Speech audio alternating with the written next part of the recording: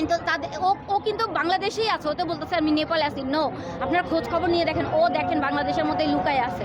আর ও যে অভিনয়টা করছে লাইভে আসার, ওটা যে অভিনয়, ও যদি লাইভের মধ্যে ঘু খায় খায় ও যদি বলতো, কান্না করতো, তারপরে কেউ ও কারো সিম্পেথি পেত না, ঠিক আছে।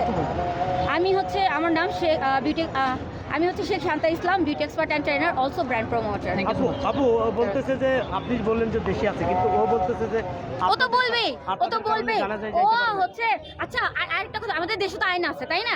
তো তুই প্রশাসনের সাথে যোগাযোগ করে আসতি যে দেখেন আমাকে সবাই হুমকি ধামকি দিচ্ছে, আমার ওয়াইফকে আমি দেখতে যাচ্ছি শেষবারের মতো। ওই ফ্যামিলি কাউকে ফোন করসনি, ঠিক আছে?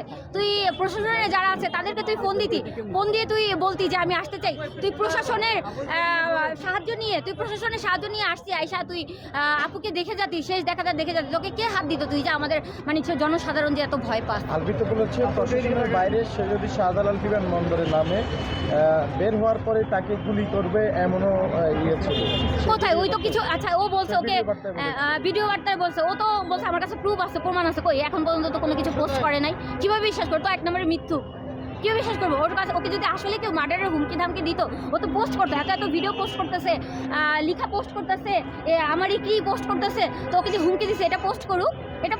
গো নাকি মামলা থেকে অব্যাহতি দেওয়া হয়েছে, বিষয়টা কিভাবে দেখেন? এখন হচ্ছে যদি ওকে মামলা থেকে অব্যাহতি দেওয়া হয়, তাহলে এই বিষয়টা তো আসলে আমার বলার কিছু নাই। কারণ হচ্ছে যে আমি চাই আলবির যে শাস্তি হবে, তিতিরও সেম শাস্তিটাই হোক, কারণ এক হাতে তালি বাজান, এটা আপনারা সবাই জানেন। তো এই যে এরকম একটা সুন্দর মানুষের জীবন এভাবে চলে গেল, কি বলবেন? এরকম সুন্দর মানুষের জীবন যাতে সামনে আরেকটা ইকরা যাতে না দাঁড়ায়, যে না আত্মহত্যা করে। ইকরা আপুর মতো 100টা মেয়ে আছে, দাঁড়াক, তারা প্রতিবাদ করুক, কিন্তু এভাবে নিজের জীবন নিজে নিয়ে সে ঝরে না যাক। আমি জাস্ট এতটুকু চাই। এই জন্যই আজকে আমাদের সংবাদ সম্মেলন।